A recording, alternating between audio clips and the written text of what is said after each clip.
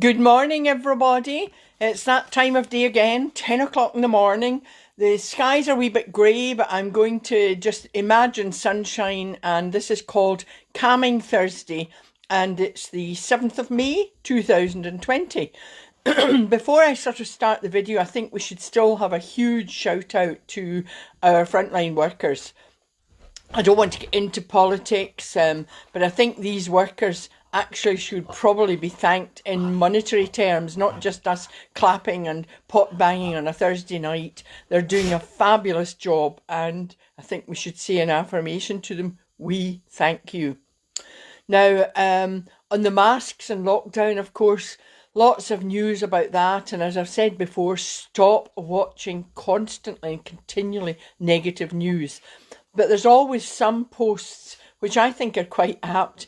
I was reading one up on Facebook on masks and what people in schools, kids would be doing, and I thought that was really funny because they were, they want to designer masks and then they won't wear them, or they want to compete with their friends and take them off when they'll leave the house with them on, then take them off at school. I mean, I just don't know where that one will go, but a lot of the post, although it was funny, was really quite true. And of course, negative information, it's difficult because we need to find a credible source of information. And kind of what hope do we have when I heard, I think this morning, that some of the decisions the government made were on information that was flawed. So I don't know about the rest of us. Anyway, apart from all of that, I think that we've got to consider, I'm reading a book which is a bit heavy just now, but it's on statistics. I was kind of brought into the world of this by a friend who sadly passed away, Andrew Douglas Dunbar, and some of you at the Open University will know him, and he was just amazing. He made statistics come alive. It was absolutely fabulous, and he would often tell me that if I was reading something, 80% of people, 90% of people, he said, look, you have to look at it in a kind of different way. And so I started reading a book on statistics, and of course everything's really all relative,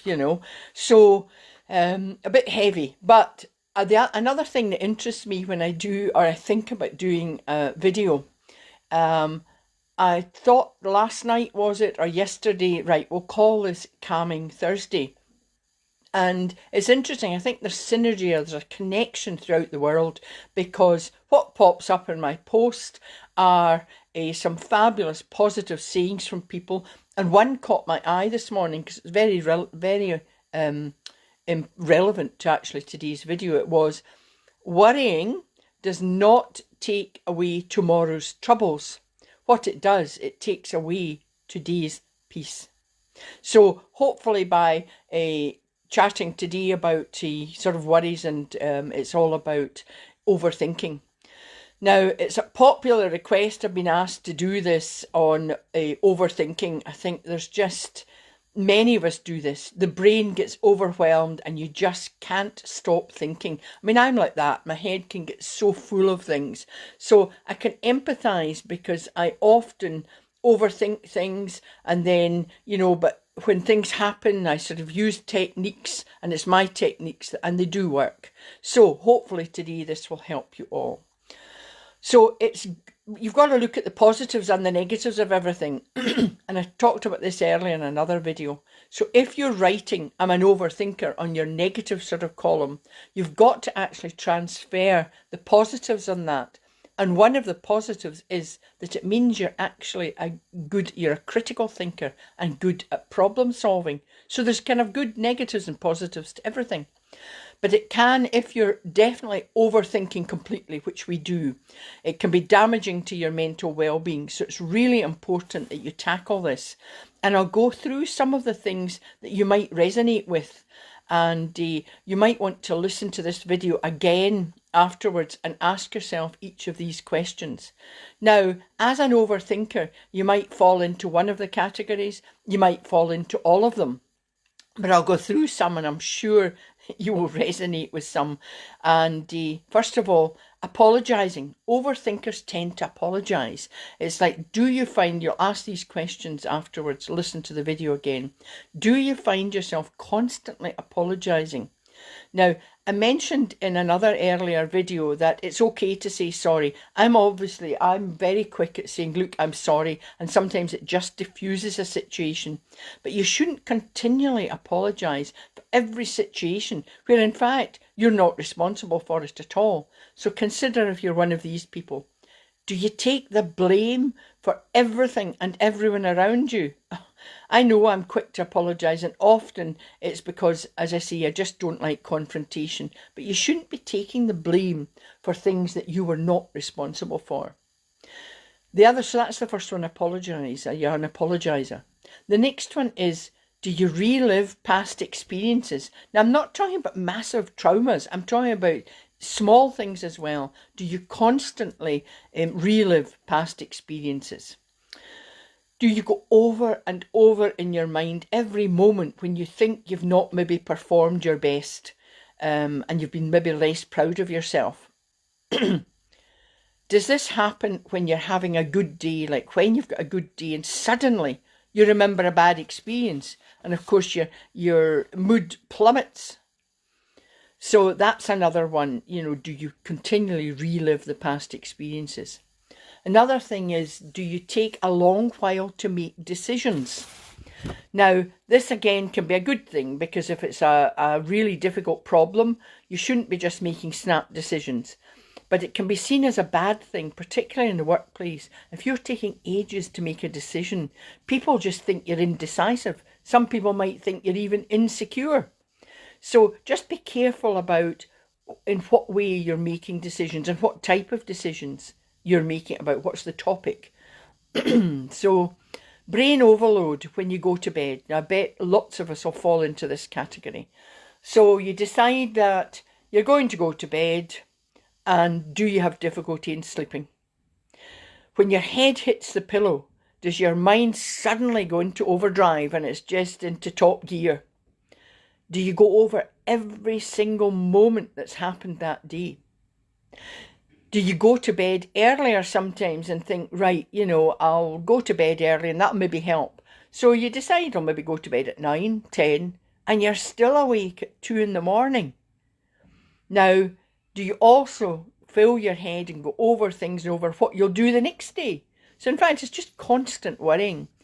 Now, it's important to address all these questions because there is a link between overthinking and negative conditions and thoughts. So it's important. So take time, maybe listen to this video afterwards, make a note of some of the questions and write down, do you fall into any of these categories? Now, the next one is, do you worry about others and constantly worry about others and wanting to make other people happy? So the questions here you've got to address are, do you ignore your own needs and desires to satisfy other people's? Do you hold back your own emotions and your particularly your own opinions, because you think you're worried about contradicting someone else's opinions? So you're worrying about their feelings, not yours. You think, I better just not give my opinion on that. Or you might think, well, they know more about it than me. So we hold back. Do you decide what to do? Do you decide what to do based on how others might react to you? So these are things that you have to consider, all these questions. So you're deciding on things based on other people rather than what's best for you. And then opinions. Now, this is a good one for me because I was just thinking, I did it yesterday. Are you someone that's always looking for opinions from other people, no matter what, small things, big things? And I was thinking, in fact, it brings my Frexit moment, my fringe. I've got the scissors here. And I was thinking, I found a picture of myself. I think I posted it up, and I've got a fringe, shorter hair. I've got this scarf on that I was wearing that time. And of course, somebody said, oh, that's a lovely scarf. And when somebody gives you an opinion, you think, this is great, I feel good. So the scarf is on today, thank you. But to my hair, I thought, now, do I like the fringe better? Will I ask other people, do they prefer the fringe? Do they prefer the long hair? I'm not going to go down the road of cutting my own fringe, but it's tied back just now because it's really annoying me.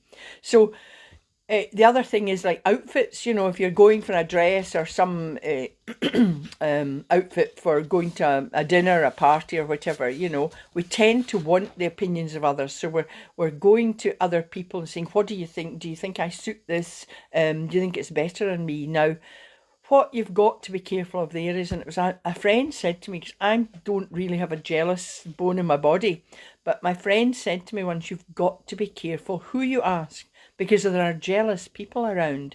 So you might think a friend, now if it's a true friend, they will give you a constructive opinion. But if it's maybe somebody that's maybe a wee bit jealous of you, they might go, oh yes, you look fabulous in that. And actually, they know you don't. And in these situations, try and go with your own gut, your own intuition. And maybe keep these kind of friends, that type of friend, at an arm's distance. Socially distancing would suit them. The next point is things out of your control. So do you worry about things that are out with your control? Do you lose sleep over them? And I think it's important to answer these questions, because if something is out of your control, you actually can't do anything about it. You shouldn't be worrying about it. You can only take action with things that you can control. Now, the coronavirus, for example, is out of our control. But what is within our control is, if you're worried about going out, you stay in. So we do have choices. And if you're disagreeing with what things are happening, make your own choice.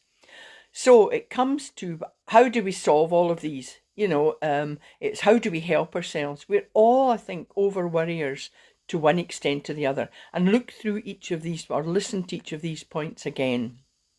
And of course, the first thing is that I give sort of tips and techniques to help. But unless you use them, now you can look at all the tips, read about every tip there is, they will not help you unless you actually use them. So the first thing is to remember that the positive side of overthinking.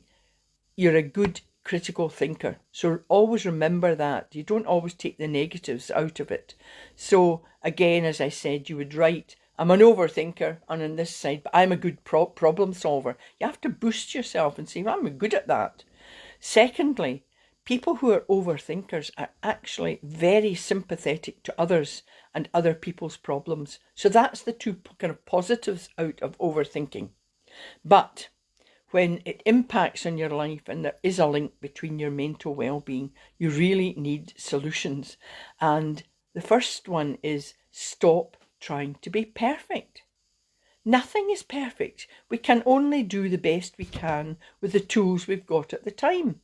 And life is not perfect. So we've got to kind of make the best of the situation we have.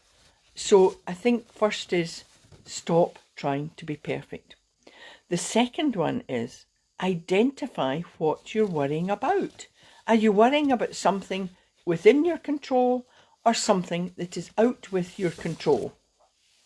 And guess what? The last solution, and they're very effective. I have proven statistics on this. They have helped me throughout all my traumas and tragedies. It's my ABC techniques. A is a positive statement using the 3 Ps. Remember that. And when you start to overthink, you need to do an affirmation. Simply, I am calm. Now, when you're actually saying it in your head, you can't have all these other thoughts floating around or invading your head. Stop worrying. Say to yourself, stop worrying. I am positive. I know a solution will present itself. And of course, the breathing, the deep breathing is absolutely stunning. I mean, I can't tell you how it helps. As soon as you stop worrying, then breathe in through your nose, and of course the diaphragmatic breathing, blowing your tummy out like a balloon and holding for 1, 2, 3 seconds and then exhaling, and that will calm you down immediately and energize you. It's kind of that double-sided coin.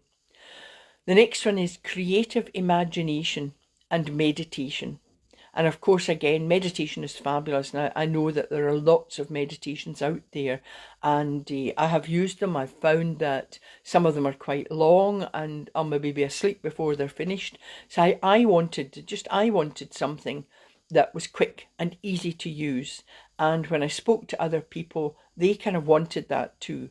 So you find ways of keeping things interesting for yourself by using your imagination. Now remember, yesterday or was it the day before, we did the golden path.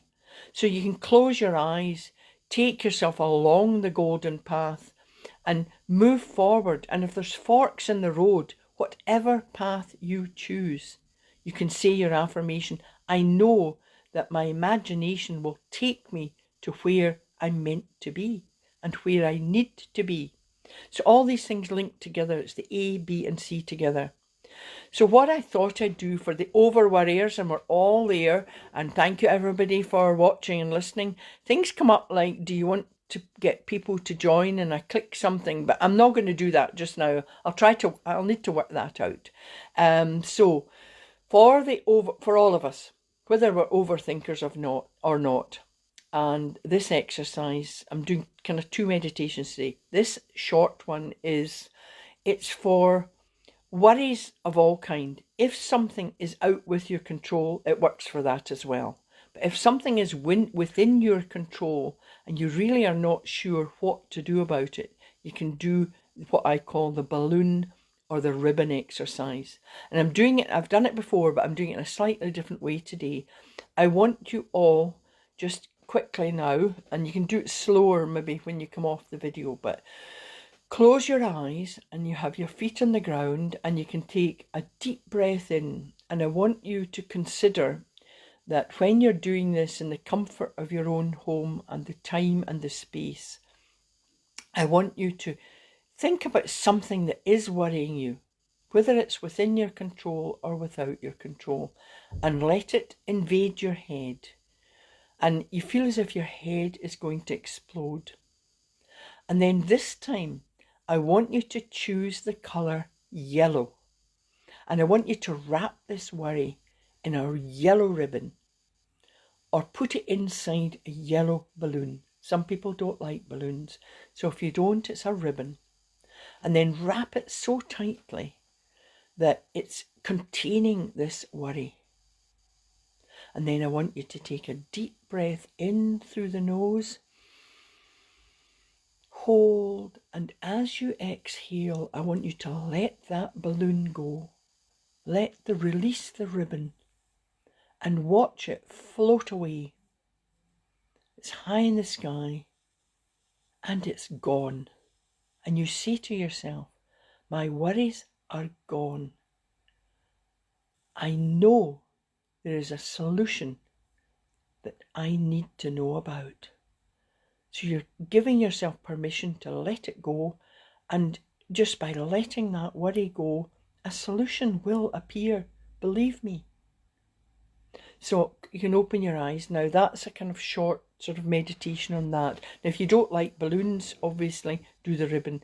If you like a balloon, instead of letting it float away, you might want to burst it. Now, it's interesting, I did this at a talk one year, and if people want to talk about their worries, I will say, I don't want to know about your worry where I'm talking to the audience, but come up to me afterwards. But there was one lady who was quite insistent. She said, I can't let go of my worries, right? And I said, well, did you let go in doing this exercise? Now, she talked actually in front of the audience, which was quite brave. And I kept saying to her, look, I'll speak to you privately. No. She needed to know. So I said, okay. And I said, so what was your problem? And the whole audience laughed, and I had to sort of stifle the laughter. She said, because my worries are gone. And I said, but that's the purpose of this exercise. So I said, what's worrying you now? She said, I want them back. And of course, I mean, the audience just erupted. I had to kind of sort of just calm everything down and say, look, I'll chat to you afterwards. But it's interesting that sometimes we want the worry, which is just crazy. Because as I said in the start, worrying about something is just taking away tomorrow's peace. So anyway, think about that yourself, and I'm sure lots of us maybe do. We think, oh, where's that worry gone? I need it. So we need our heads filled with things. Anyway, I'm going to finish this one with, it's all about calming Thursday. So I thought we would do the Calm Lake. Now, this was an interesting one as well, because I used to talk about, it's called the Calm Boat, the boat on a calm lake. And I remember doing this exercise, and I've talked about this before, but you actually, I did it to a live group of people. And as I got into telling them about the boat pushing out onto the water, I could hear this, and I thought, right, I opened my eyes slightly, and I saw this lady, like, clearly about to have a panic attack. So I thought, right, just bring them. So I said, we're all back on the beach, we're back on the ground, and that was fine. I spoke to her afterwards, and she said, I just hate water. She said, I felt as if I was now going to drown. So I said to her, what if I put your boss in that boat and pushed him out to sea? So that would be fine. So it got me thinking with Eddie, my recording studio guy, who's absolutely fabulous, and he gets me to smile when I'm doing my meditations. He said, we could do some black humour videos or meditations. So that might come, but I'm sure that would be maybe not very PC, and there would be somebody complaining about it. Anyway, into the meditation, and it's called, this gives you, you need to find time and space for yourself. But this meditation is about being still. So you stop for just a few moments. You close your eyes. Take a deep breath in through the nose. Hold. And then exhale. And that helps you feel grounded. And of course, with your feet on the ground, you are being grounded. And better still, if you're out in nature, sitting out in the garden, maybe throw your shoes off and touch the ground, the earth, with your bare feet. It really is a wonderful experience. And it makes you centered and calm. So this meditation helps you to be still, to value yourself, and it calms the mind. Imagine standing beside a calm lake. The sun is shining down. You feel the warmth of the sun on your face. You feel relaxed. You feel calm. The water is like a mirror, flat and calm. Sit down at the edge of the water. You might want to touch the water with your fingers, but if not, just lie back and be still. You feel the heat of the sun flow through your body. Listen. There is no sound. You enjoy the rest and tranquility.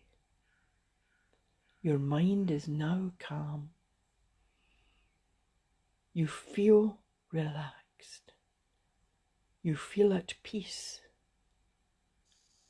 Your mind is still.